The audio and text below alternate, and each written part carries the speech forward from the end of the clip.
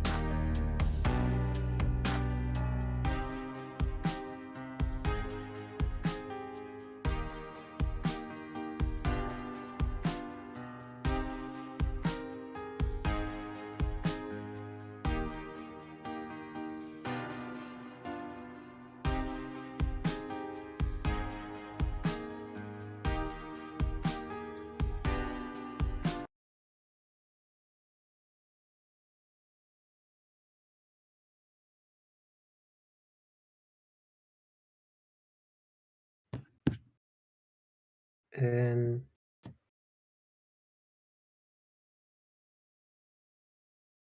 so, welcome at the meetup of List Center Utrecht. We are a little bit delayed to technical problems, but hopefully you are still awake. And every 2 weeks we are organizing a meetup about different blockchain platforms. Today we're not talking about blockchain, but about other definitions, but I'll let the explanation over to two other experts. And last time we talked about the Polkadot ecosystem. In the next few, we will talk about Cardano, but also Lisk. And tonight is all about IOTA and what IOTA is, how it works, why it is different than a blockchain platform, and why you should be able to use it. And what the status is of the current network will be told to you by Jelle Middelaar and Dave de Feiter of the IOTA Foundation. So I'm very pleased to have them in the studio tonight, and I'm looking forward to their talks about IOTA. So I'd like to give the word to Jelle, and then I'll just sit back and watch. Thank you. Thank you for the introduction, Jutta. I hope everyone can hear and see me. So my name is Jelle Middelaar, and I work at the IOTA Foundation as the lead identity. And I would like to present today a little bit of an introduction to IOTA, giving you a small guide going through the past, present, and the future of the IOTA technology. Quick check, I don't see anyone saying no sound, so I'll continue. So I'll start with a quick introduction on the Tangle, the current coordinator, and how we are going to achieve consensus also in the future. I will also briefly discuss the IOTA token and the different node software that we have available, and I'll also briefly introduce the second layer frameworks today. So for those who are completely new to IOTA, IOTA is basically taking the aspect of blockchain, trying to mimic at least the same properties as a blockchain, but kind of iterating on the concept with going on a different data model. So in this presentation, you see on the left side how a natural blockchain works, a very linear process where transactions are combined together in a single block. This is done through a single leader, which must be selected through a leader selection process that you're all familiar with, which is either proof of work, proof of stake, or something more fancy. And what is really important in this graphic to notice is that this kind of creates a bottleneck. Every single transaction has to go through this leader selection process and has to be picked by a leader to be put in a block and put to the chain to become immutable or be part of the blockchain. And with IOTA, which you see on the right side, we try to parallelize this process. So we try to take away the bottleneck, and instead of putting transactions in a single block, we actually combine them in a different way by using this different data structure, which is called a directed acyclic graph, or a DAG. We simply call it the Tangle. And basically, instead of viewing blocks, what you see here are the individual transactions being attached to the Tangle by referencing two other transactions. We actually are updating that to go up to 8 transactions in the next update. But the idea is that anyone can attach a transaction at any point from anywhere. You don't have to wait for a leader to add you to the real Tangle. And due to the fact that there's no leader, you also don't have to pay that leader, which allows us to remove the entire need for a fee, which makes IOTA feeless. Also, because of the fact that it is such a more parallel system, we expect the Tangle to have a much higher throughput capability as compared to the average blockchain solution. So you may know IOTA from a long time ago, maybe in 2017 during the first big peak of IOTA as well. You may have been introduced to it, and you might have some idea of how IOTA works, and maybe you're even a little bit skeptical about it. And to be honest, can't really blame you for some of those things. But that's really the IOTA 1.0 version. And I'll briefly discuss how that worked before I dive into the big update that we're doing right now, which is the Chrysalis update, or simply kind of IOTA 1.5. This is happening basically as we speak. The update is planned for the end of April, and we're currently in the last testnet phases of that. And I'll also briefly discuss Cordicide, which is IOTA's real end goal and vision, where we really completely decentralize our entire protocol. So let's start with IOTA 1.0. So this is basically the first version, and that lasted till 2019. And the big part was that IOTA had a really grand vision on how to achieve consensus through attaching transactions that validate two other transactions.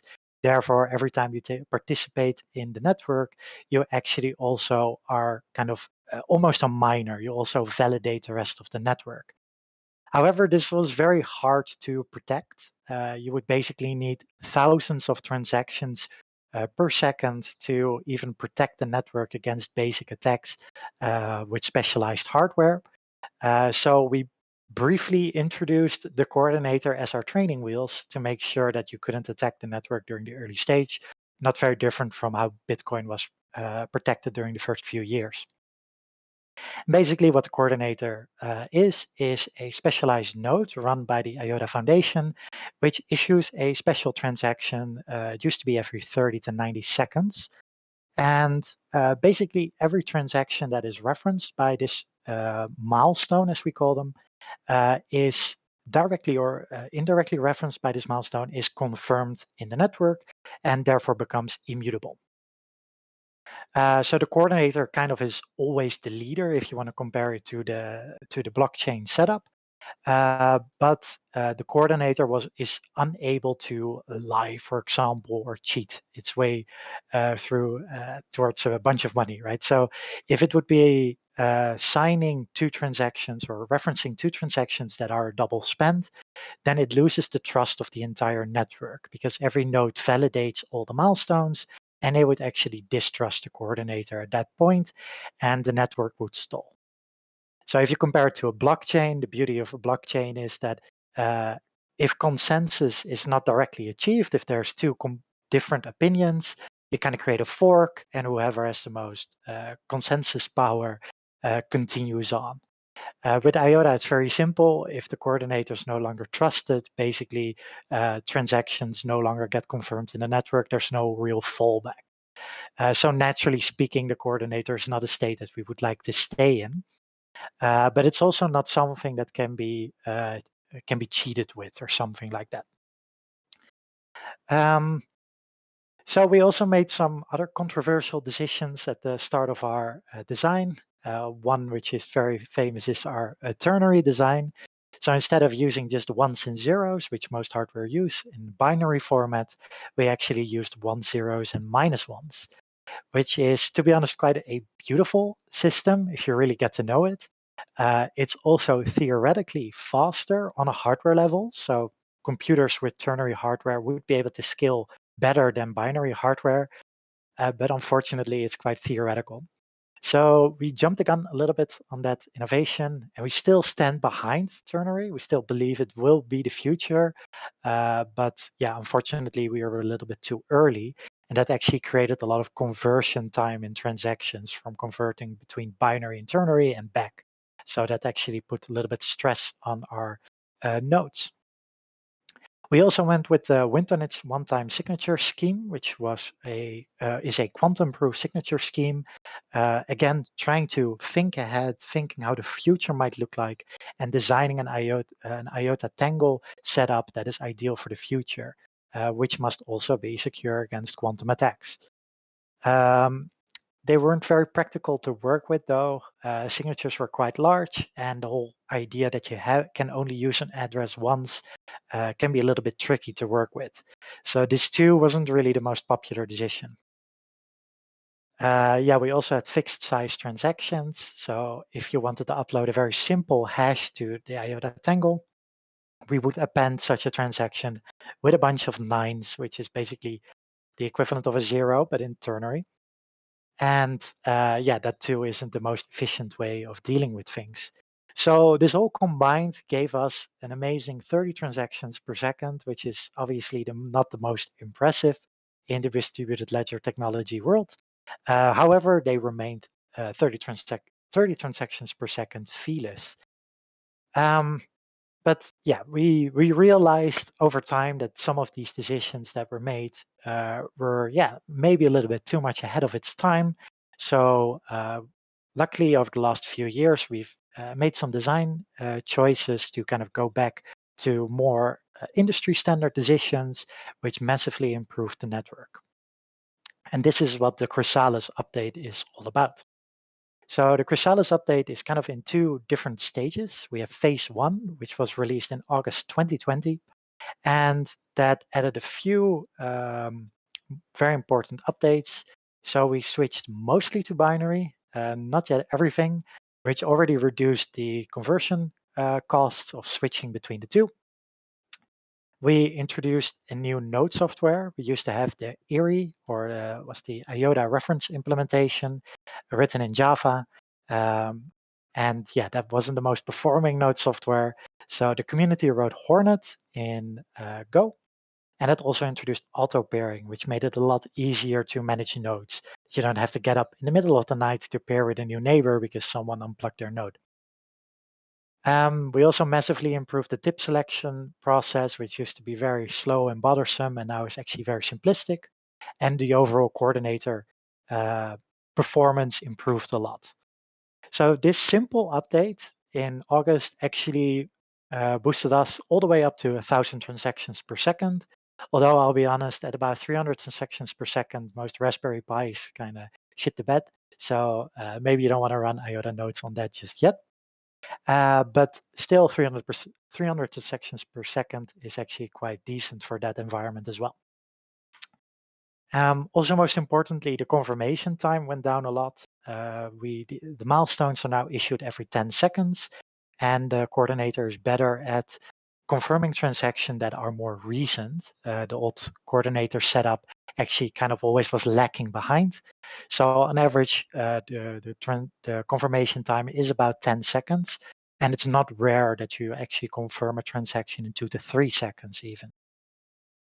So that was Chrysalis phase one. It's already been live since August. I believe there were no problems. So that was a very important update for the performance of the network.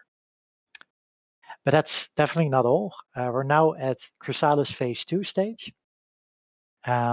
So what we introduced in Chrysalis phase two, which will be released at the end of this month, and is already available on the testnet, is we switch back to the UTXO setup, so unspent transactions, instead of an account-based ledger. We also have variable size transactions, so when you upload just a hash to IOTA, it won't be appended with a bunch of zeros or nines. We switched our signature scheme to the very industry standard ED25519, which I believe is also used by Ethereum. And this is elliptic curve based, so it is quantum vulnerable. However, if you would actually compare the two with Winternage, you would, if you have an address which you've spent and actually some tokens are transferred to that address, they are at that point unprotected. The way that you can use ED 25519 is actually also to not reuse addresses. And if you do that, it's actually quantum secure. However, if you do accidentally or on purpose reuse an address, it is not unsecure, it is just quantum vulnerable, which is right now, of course, not a problem yet. So overall, this is just a massive improvement, and it's much more supported across industries. So specialized hardware for signing IOTA transactions is no longer something that is very difficult to make and is actually very common. We also are introducing another node software. So we will have two alongside each other. So besides Hornet, we will have B, which is written in the Rust programming language and is actually developed by the IOTA Foundation themselves. And overall, we've also made the switch to really focus on the Rust programming language. If you're not familiar with it, it's very similar to C and C++ based on having control over the memory. However, it's much more secure in the sense that the compiler really prevents programmers from making any mistakes with their memory, and that actually prevents a lot of runtime issues and bugs. So it's actually not just a very performant, but also a highly secure language, which is why it is actually very common right now in a lot of other distributed ledger technology projects. Another beauty of Rust is that you can actually bind it to other languages. So we basically build our software in Rust, and then we have one single code source of truth. And what we can then do is expose the Rust code in other programming languages. So you can actually use Rust code in your JavaScript, in your Python, in your C, etc. And that still will use the same interface as you would be used to. However, the real logic happens in the Rust code that we only have to write once. So it's both easy to maintain from our side and hopefully also performant from the other side. And yeah, we're writing the new API, the client libraries, and even our second layer frameworks all in Rust. And we're also trying to future-proof these interfaces. So that means that we really want to be production ready, that if you make an application on IOTA, if you're a small company, startup, or a larger company, or just someone in the community, you don't want to have to continuously rewrite all your applications when we do the Cordicide update, or when we introduce sharding or whatever, something like that, like every single IOTA update. Instead, we hope to stabilize our interfaces in these client libraries and these second layer products to maintain the same. And if you then update to a newer version, you don't have to make many code changes. And instead, you are immediately able to just update your code to the latest IOTA version. Even more details about this particular update will be shared by Dave. And that was Chrysalis. So one small notice, if you have IOTA tokens, make sure to have a look on our blog. Actually, at the end of this month, it will be very useful for you to do some actions to make sure that your IOTA tokens transfer to the kind of new network. So keep an eye on our blog for that. And on the Cordicide part, which is the real important update that most in the IOTA community have been waiting for, but I suppose also the IOTA skeptics mostly care about. It's the update where we want to get rid of the coordinator, which is the decentralization part in our consensus. So we have created, or at least the research team has created, a completely new consensus mechanism called fast probabilistic consensus, which has already been submitted and peer reviewed for the paper. And it's based on a very strong mathematical model that I am not able to completely understand. For that, please talk to my research team. But in essence, the consensus mechanism is actually very similar to delegated proof of stake. So proof of stake meaning that you have more consensus power if you have more stake in the distributed ledger technology. So in essence, you just have to hold more or hodl more cryptocurrencies. But delegated allows you to assign your consensus power to other parties. However, where it differs from delegated proof of stake is instead of the token owners directly voting for their own consensus preferences, it's actually the nodes that receive the consensus power directly. So every node has its own identity, and every time a node realizes that there's a conflict, such as a double spend, the network will go into a voting round. So it will recognize, hey, there are two conflicting transactions, and there's no clear winner between the two. So every single node will basically voice its opinion towards everyone else in the network. Well, actually, directly their neighbors. So yeah, I would say, for example, transaction green is my preferred one, and I'll let all my neighbors know. But my neighbors also tell me what their preferences are. And if the majority of my neighbors say something else than me, I would actually flip my opinion for the next voting round. However, it's just not just like based on your neighbors, it's actually a weighted vote. So the more mana you have, which I'll introduce in the next slide, the more your vote counts. So that actually allows you to have more stake, more consensus power in the network. Therefore, your vote matters a little bit more.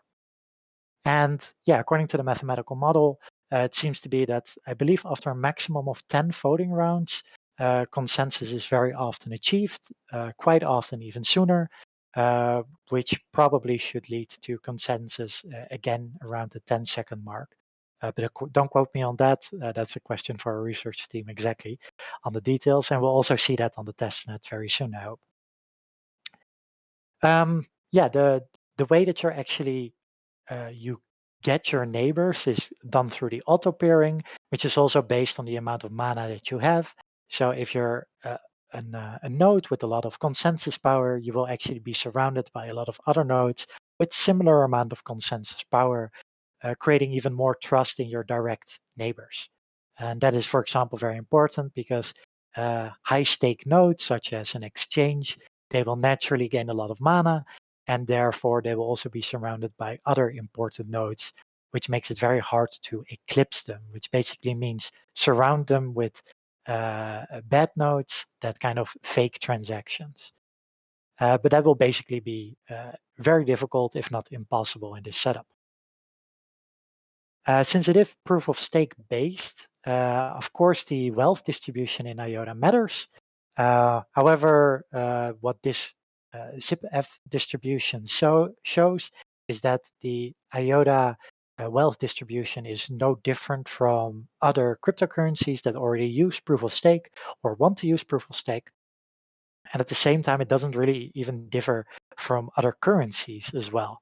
It's naturally that there are a few people that are a little bit more rich than the others. And that actually shows that IOTA is not more in danger than any other proof of stake algorithm or something like that for this to be a problem.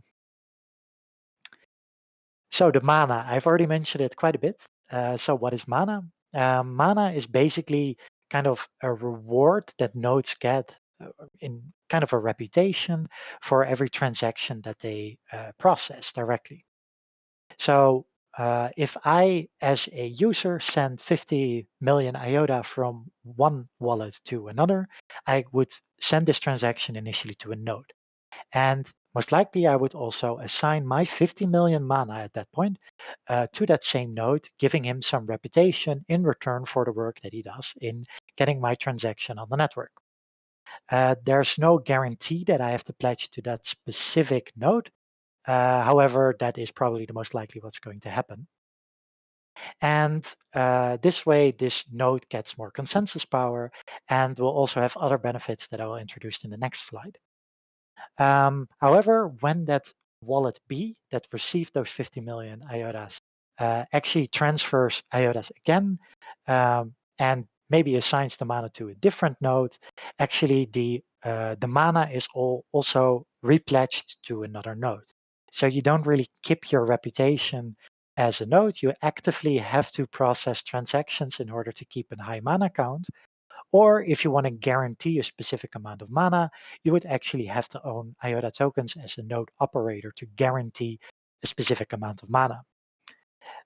So why would you bother with that if you're not too, if you care not too much about consensus? That's actually because it also plays a very significant role in the congestion control algorithm, or ECCA.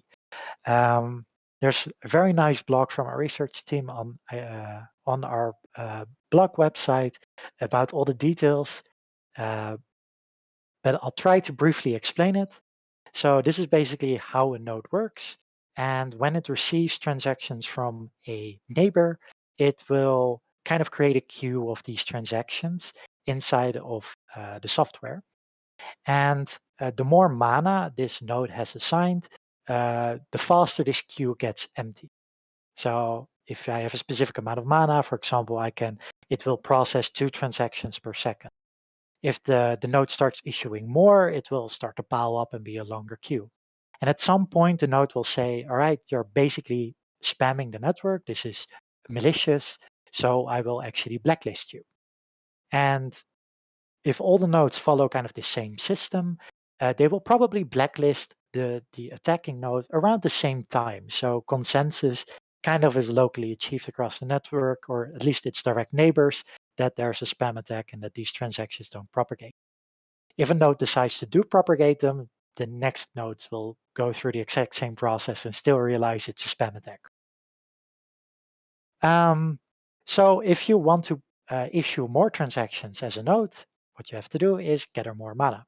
And this is why mana actually becomes a very useful, almost a token. I'm not sure actually how we call it. But yeah, a very useful thing for a node to have, and might even start to carry some value, as you can also kind of borrow mana to other nodes as long as you are the token holder, because the token holder is in control of its mana that is associated to those tokens. It's also a kind of all-you-can-eat model. So mana is not consumed when you process a transaction, but it's rather about rate control. So a specific amount of mana will probably like net you 1 transaction per second. Might differ a little bit based on the amount of mana that is online at that point or kind of active. But you will know you always have that access to 1 transaction per second. And that will actually be yours for as long as you want, and you don't have to gain more mana or something like that. So you don't pay a fee. It's kind of a stake that you can also take back, because once you're done, once you no longer need the mana or the throughput, you can also just sell your IOTA tokens, for example. So it is definitely not a fee. Yeah, that's it for the Cordicide. I hope that gave you a brief overview and introduces you to that concept. If you have any further interest in this, yeah, I'd love to indeed again push you towards our blog, which has a bunch of cool articles about this, or even peer-reviewed papers. Now to quickly go through some other content, the token and the nodes. So the IOTA token is also a very big part, of course, of the IOTA ecosystem, and it's really designed for IoT devices with its feeless nature that allows microtransactions to happen, which fits the machine-to-machine economy very well. Purchasing small data packets, purchasing small services between machines, where one machine might help another, a machine might help a human, or a human might help a machine. It's all possible with small micropayments using IOTA. We're also perfectly capable to run a global currency due to the fact that we're public and permissionless. We don't recognize any borders, which is mostly the case with most DLTs. But we also really, as an IOTA Foundation, try to make sure that we align with standards, but also regulatory agencies to make sure that IOTA gets worldwide accepted. And also, aligns with the views of governments, and that we're not banned from any country or something like that. And back in May 2020, we kind of made this small snapshot of some values on the IOTA network. So at the time, there were 390,000 addresses with value and $173 billion transacted, all with absolutely zero fee so far. So it really does show that IOTA is maturing and already processing quite a lot of value over the Tangle. And in terms of the nodes, so I briefly already mentioned Hornet and Bee. They are basically your standard nodes that you would use if you would build an application on IOTA and you want to run your own node. And it doesn't have the biggest storage requirements because you can actually snapshot away parts of the Tangle that you no longer are interested in. So for example, you could fix your database size at about 30 gigabytes. If you want, can be anything else. And that's really useful for short-term applications in terms of storage and token-based use cases. However, if you want longer-term storage on IOTA, you would actually have to use Chronicle, which is our permanode solution. And that stores the entire history of the Tangle, which I believe is currently several terabytes. That's still doable, of course. However, that will probably rise very quickly as IOTA will gain popularity. So this is more fitting for something like IOTA Identity, which is a self-sovereign identity framework. But yeah, it will be a little bit harder to scale. We're also hoping to add selective features there that you can only store the data that you care about. That would already reduce this problem significantly and makes this solution at least quite a bit more long-lasting. Yeah, and then lastly, the second layer frameworks. I'll be very brief about these. So we have IOTA streams. Back in the day, we used to call it master authenticated messaging or MAM, and it's basically encrypted data streams on the Tangle. Very useful for basically anchoring your IoT data or sending some data across an immutable network for a short period of time that you just want to transfer, such as an over-the-air update. We have IOTA Identity, which I said was the self-sovereign identity framework, which I'm actually leading as for that project. And it creates identities for people, organizations, and machines. We have IOTA Access, which is decentralized attribute-based access control, so actual like physical access to spaces using IOTA. And lastly, we have Stronghold project. And if you are still not a fan of IOTA, I still recommend to check out Stronghold because it's actually IOTA agnostic and it's just a very cool and clever way of handling your secrets, such as private keys, in a very secure manner. It's programmed to be like optimally secure, such that your private keys are exposed to memory as short as possible.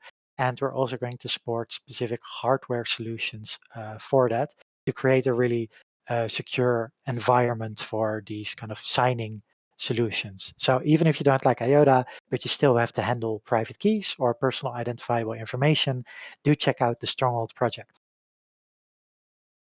Yeah, then the last thing I would like to mention is we have a lot of job opportunities at the IOTA Foundation right now. And I'm also looking for more people in my own team. So if you're a Rust developer or a full stack engineer, please do apply. Have a look at the website here. I believe we're also linking the slides. And yeah, please join the IOTA Foundation. That's it from my side. If you have any questions and we don't have time for them in this chat, then you can contact me in this way. And otherwise, I would like to hand it over to Dave to continue with his presentation. Cool. Thank you very much, Jelle. It's always a pleasure to talk with you. It's a bit different this time. We talked a couple of times before in Utrecht, but yeah, I mean, this is comfortable as well, I guess.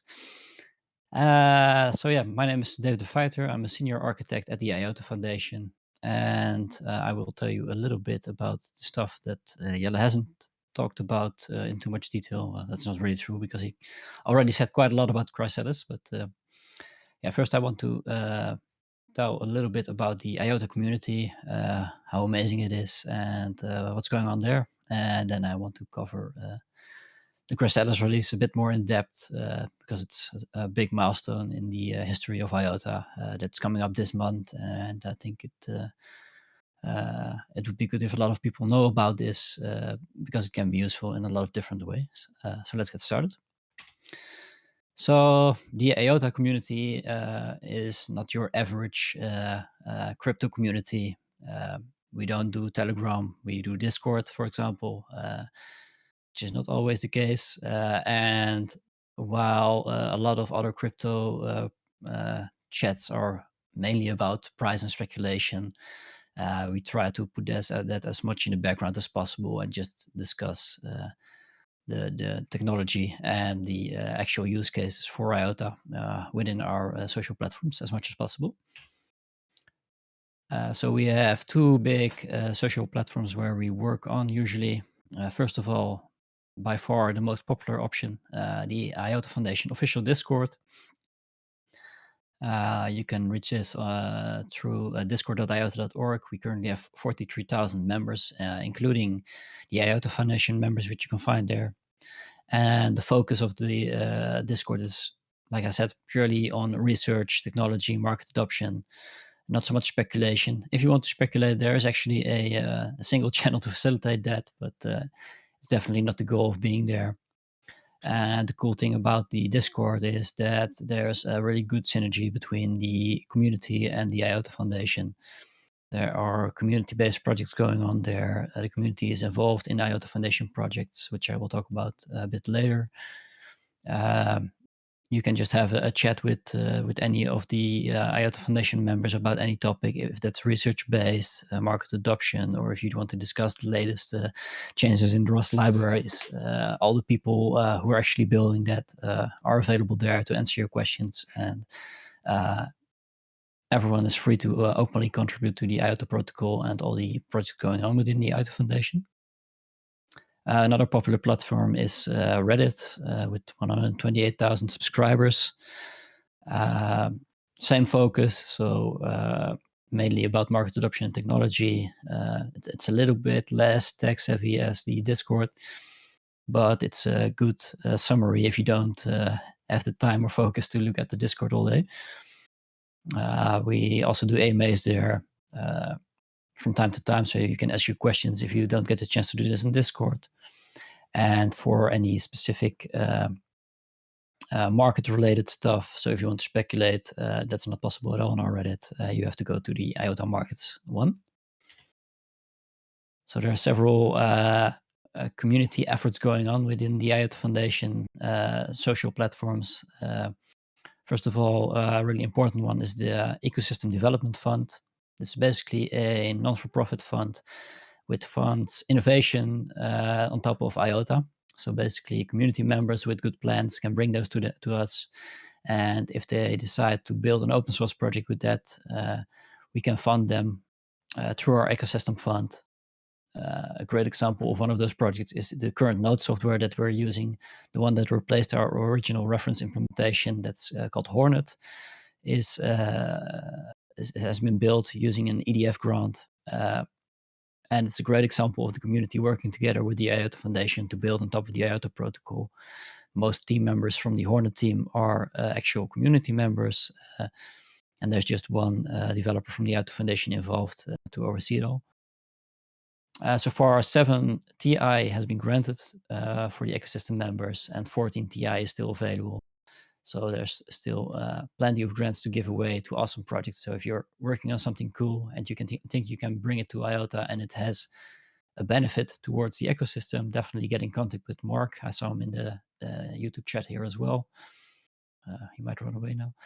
And he can help you out. There are some conditions, of course. It has to be open source, for example. And it has to be for a greater good in the ecosystem. It shouldn't be just tailored towards your specific needs alone. But if that's the case, definitely get in contact. Another cool thing we have are the X teams, which are led by Antonio, who I also saw in the YouTube chat here. Very dedicated IOTA Foundation members who drop by all the time. So X teams are basically all about volunteers from the community that want to help out the IOTA Foundation with their releases. So basically what we do before we release a new product or an update of a product, we run them by our X teams. which are specialized volunteers who can sign up for these teams, and they can help with giving us feedback on the release, seeing where we can improve stuff, contribute in other ways. This doesn't have to be development related. It can also be testing or just general feedback. And for us, this is really valuable input because we are working on IOTA day in and day out. And sometimes we don't really have the overview anymore in terms of how much knowledge you have to have about IOTA in order to work with something, often complicating things. And this is where the X teams really shine. They really provide valuable input for us. And they also really enjoy working together with us. And this brings it to my next point. A big part of the IOTA Foundation members is actually coming from the community, including me, Jelle, Mark, and Antonio, who I just mentioned. This is a big plus for the IOTA Foundation because these are all super enthusiastic and motivated people working on developing IOTA. They know how IOTA works. They know about the IOTA Foundation, and they go the extra mile for us, basically making it possible for us to bring out really awesome stuff that would otherwise not be possible. So yeah, if you're looking for a career within the IOTA Foundation, a good start would get involved with either an EDF grant or an X team. If that works out well, then there's a big chance we might be interested in hiring you for one of our projects. So next topic is Chrysalis, like Jelle already mentioned shortly. This release is coming up end of this month, so really close by. The migration will start next week already. There's still some polishing to do, but overall it's looking very good. Jelle already highlighted some of the stuff which I will go through in a bit more detail in a bit. But you can see IOTA Chrysalis basically as a complete protocol upgrade. We took the learnings from the last couple of years, scrapped out all the bad stuff, brought in all the good stuff. It's a great improvement both in developer experience, user experience, and performance. And I will tell you a little bit about the components that make this possible. So first of all, the reusable addresses. Like Jelle said, in the past we had Winternet's one-time signatures. It's a big signature which you have to place. It requires 2 or 3 transactions in the old network. It was quantum secure. It is quantum secure, but you were not able to reuse addresses because that would give you a security risk in terms of your funds spent on your address. So we decided to scrap this and replace it with the more industry standard ED25519 signature schemes. You can find this in other protocols as well. Very small signature scheme, so that helps in terms of transaction size, and the address reuse is no longer an issue. So if you wish, you can reuse your address as much as you want. By default, the wallet doesn't do this for privacy concerns, but if you want to, you can do this now, and it will no longer risk for your tokens. We also scrapped our concept of bundles. So in the past, we had these bundles, and basically a bundle consists of multiple transactions, one or multiple input transactions, several output transactions containing your signature, and basically the complete balance of all these transactions sums up to 0. But this means that for a transaction in a bundle to be approved, the complete bundle needs to be collected by the node software, which could take a little bit. It was a bit cumbersome to get everything that was split up together again due to the fixed message size. We also had the issue that you had several transactions which you had to paste together because the size of the maximum size of the transaction was not big enough. We all don't have these problems anymore. We currently have a dynamic transaction size where the proof of work is based on how big your transaction is. So if you're sending a very simple single value transaction, which is maybe 60, 70 bytes, which was 3 kilobytes first, so that's a big improvement as well. But if you send just a single value transaction for 60 or 80 bytes, then you would do a lot less proof of work than if you would send a data payload with 32 kilobytes of data.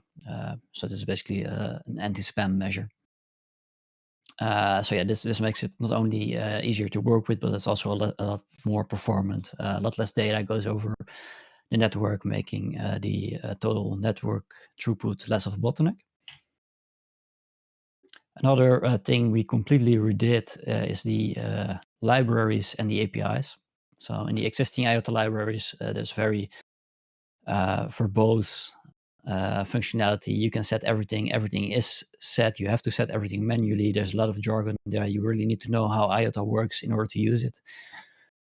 There are many differences between the different kinds of implementation. So the JavaScript implementation works a lot different than the Go implementation. There is a account module in the Go implementation, which is not available in the JavaScript version, but the JavaScript version does mass authenticated messaging better. A bit of a mess, and you basically, depending on what technology you wanted to use, you had to choose your programming language, which was not ideal. The current Node API isn't very intuitive as well. It's some kind of RPC interface, not very standard. You have to do it with post requests. You can't really debug it from your browser window easily. So while we're breaking the full protocol, why not just redo this as well? So this is actually what we did. We rewrite the complete Node API.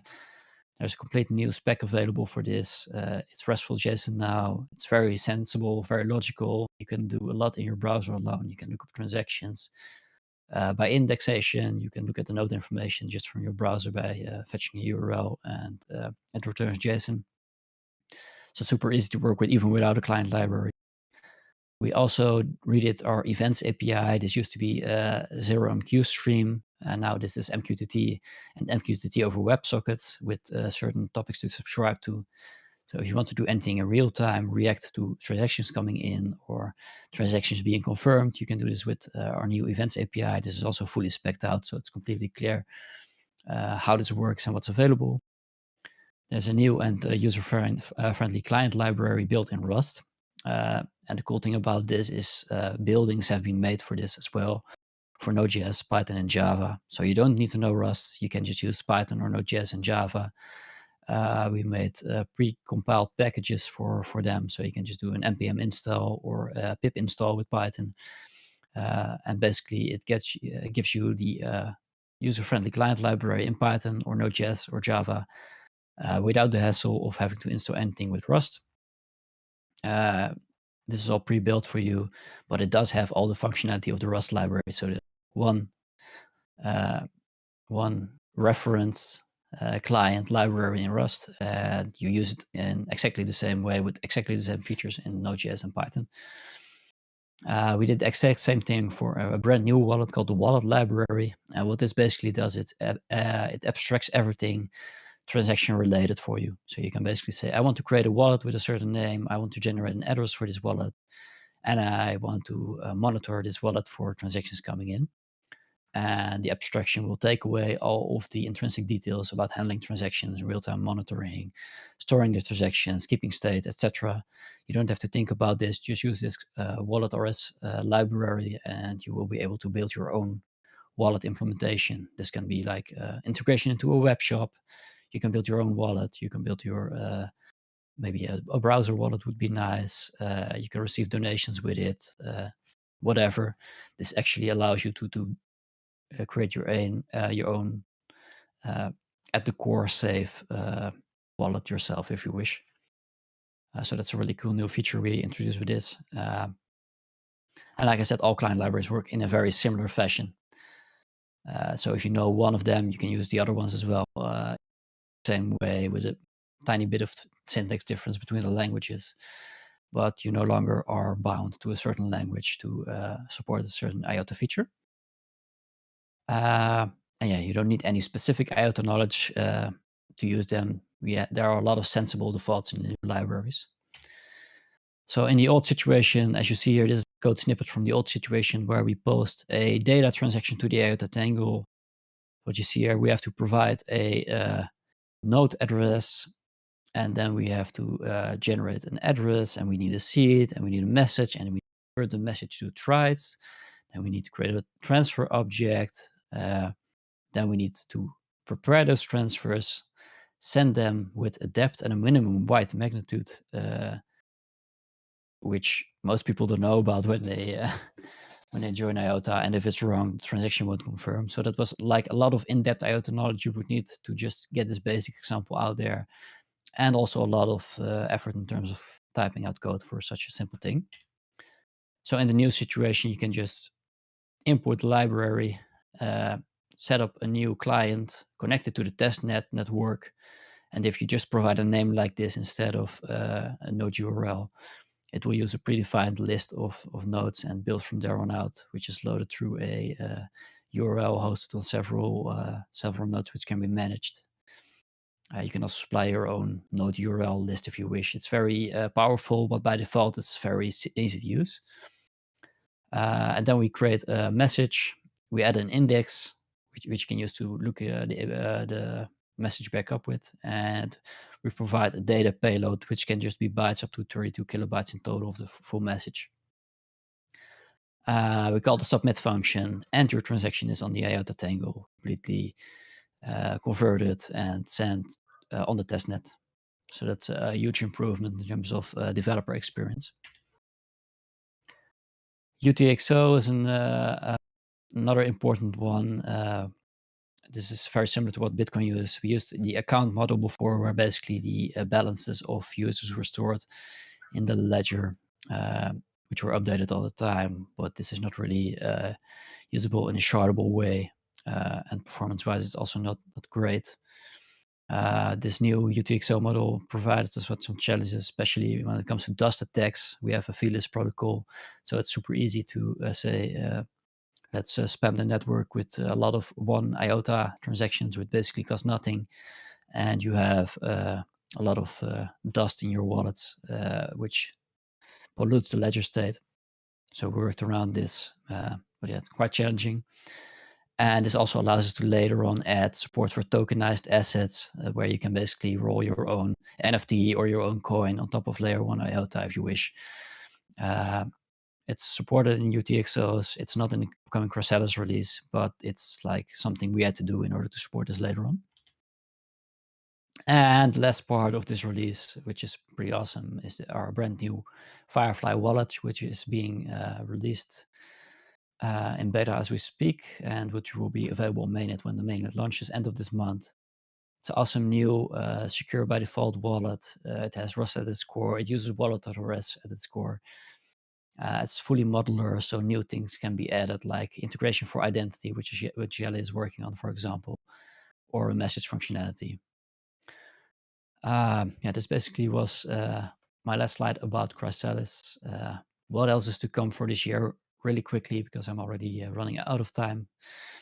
For the rest of the year, we have a lot of other cool stuff coming up. We're currently working on smart contracts, which we already have in a alpha state, where we basically have smart contract chains running in parallel, which are anchored to the IOTA protocol. Really cool, scalable way of doing smart contracts.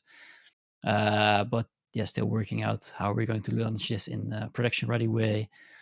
Of course, we have Cordicide coming up at the end of the year, and there are various of other parallel efforts that are still under the works, mainly the second layer solutions, the streams, identity, etc., which will be worked out more and more throughout this year. It will be an interesting one. This was my presentation. There's probably no more time for video questions, but if there are, let me know. You can find me in Discord. I'm in the LCU Discord as well, but I'm also in the IOTA Foundation Discord, of course. These are my contact details, and I want to thank you all for your time. Thank you, Jelle and Dave, for the presentations and the good overview of IOTA, especially all the big things that are happening right now. Yeah, it's a super interesting year, 2021. Things that have been worked on a long time. We started Chrysalis a year ago, Cordicide even before that.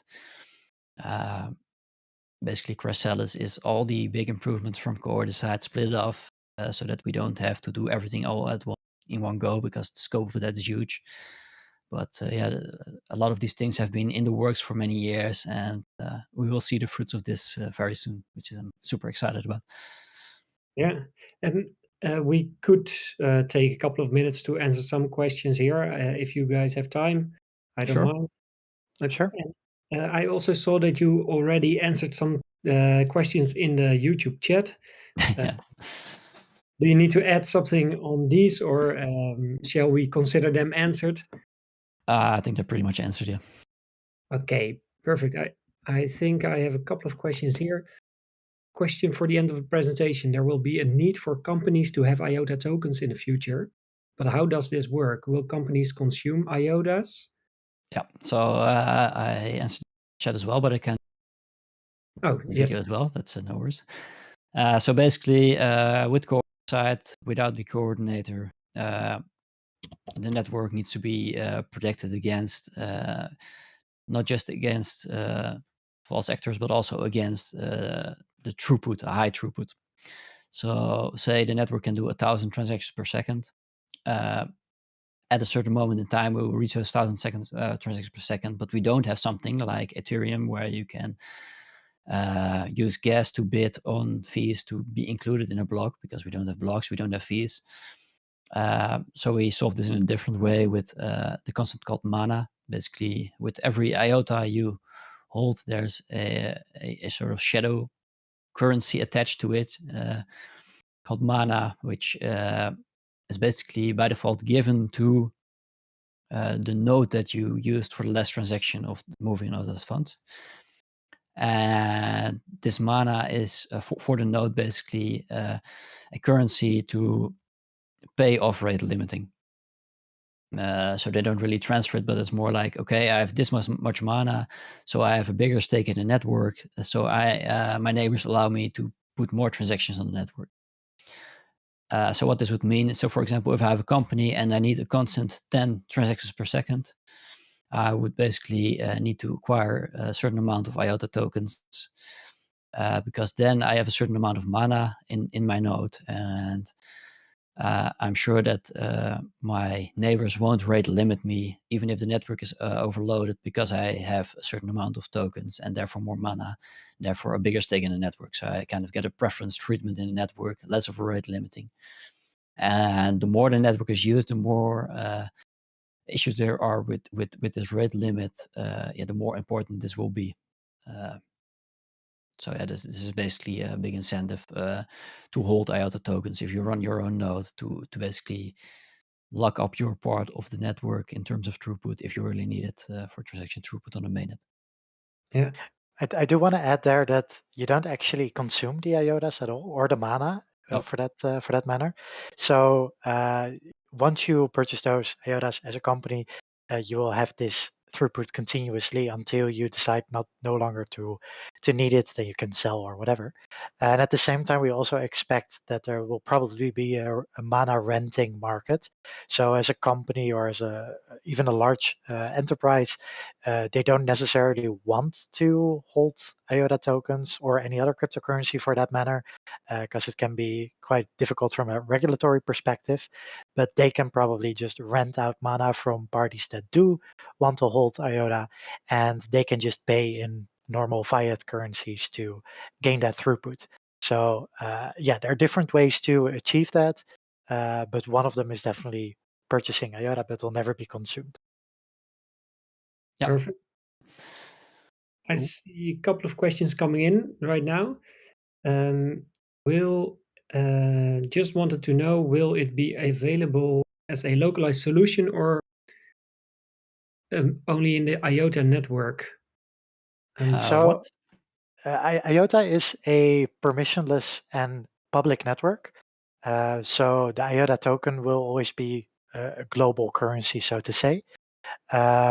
However, you can, if you want, run your own IOTA network.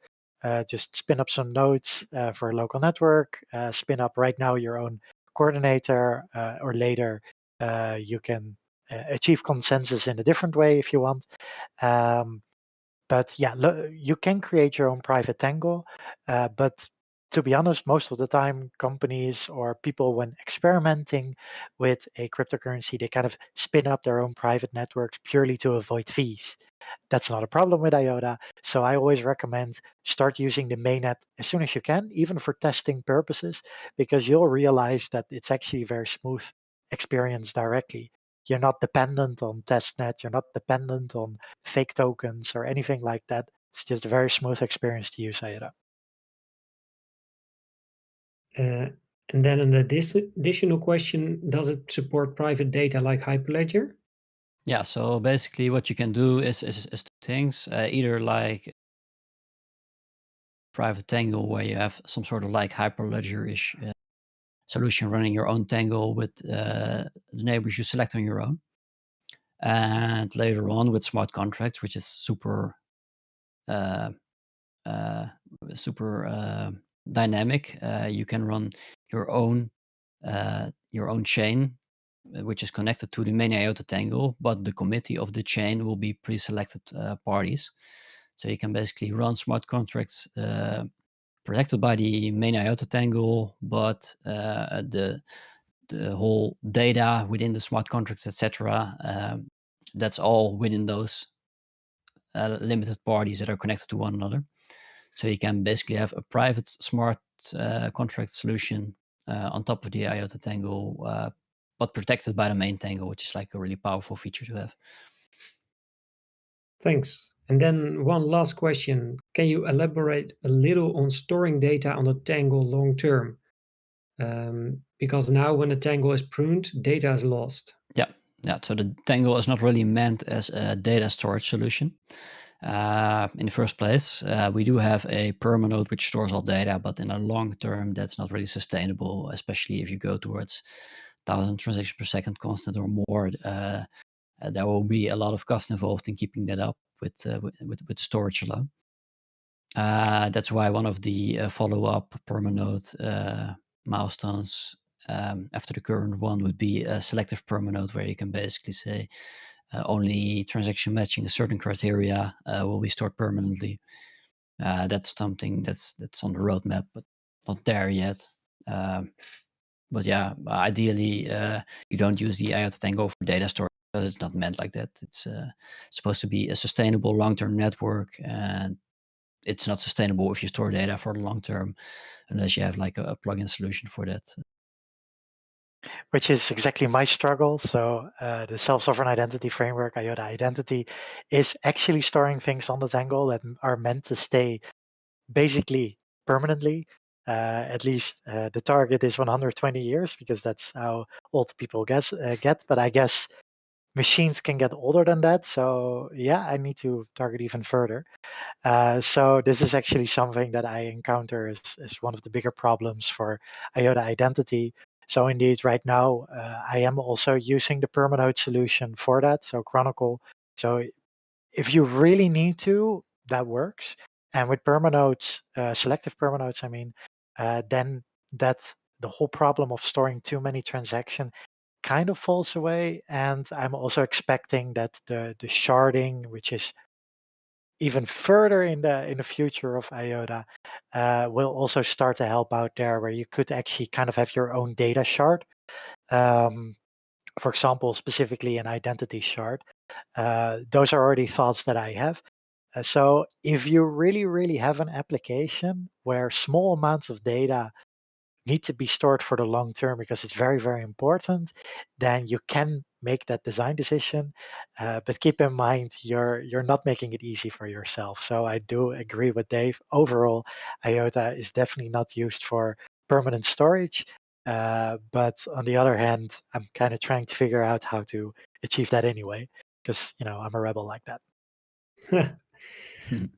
Yeah, and I mean, on the once we have the smart contracts, you could also say, because you can make your own chains, you can basically use that for your data storage as well, and basically store the data in your smart contracts chains with the local consensus of the chain within the layer 2, and then still have that protected by a layer 1 IOTA solution. So that could be a solution for certain use cases where you want to have data stored permanently but still want to have the security of the IOTA Tangle. Perfect. Thanks for the answers. And I think we will wrap it up. So for everybody watching a live stream, we will be hanging around in the coffee corner in our Discord. The link will be shared within the chat, so you can join if you would like to, and chat a little with Dave and Jelle and I. We will just continue for a couple of minutes, maybe 20. We'll see. So join us if you would like to have ask some last questions in person, and hope to see you another time. In about 2 weeks, we will have a meetup about Lisk and their ecosystem, and later we'll also talk about Cardano, or you can rewatch the one about Polkadot. And lastly, again, thank you very much for the overview. It's really, really good to have you here, and really cool to see so many like things happening in the space, and it's mind blowing. For me, it's even hard to understand what everybody is doing. So I'll need to keep on focus every time I do a meetup like this. So thank you very much. Cool, no problem. Thanks. Yeah. Thanks for asking us. And no problem from my side as well. Definitely make sure to join in the coffee corner. It's on the LCU community Discord, though, not the IOTA Discord. Just wanted to clarify that. Good one. So we'll move that way, and we'll wrap it up for now. Have a good evening.